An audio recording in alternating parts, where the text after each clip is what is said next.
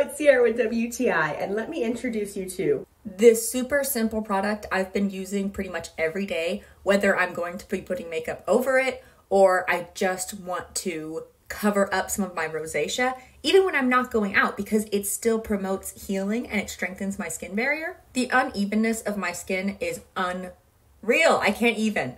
There's some days where I look perfectly fine and other days where I am just so red and blotchy.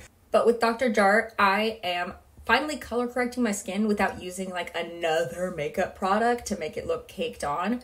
I love it. You really just have to tap it on, making sure not to rub it in circles or anything, but give it a light tap. And then instead of creating a layer over your skin, it will like melt and become part of your skin. This has made my makeup routine super simple because now I'm not trying to cover up all my red spots with weird blue concealers. It's just one product, it blends right in, and I honestly feel so much better about myself because it doesn't feel like I'm trying to cover up my natural beauty, it just elevates my skincare game.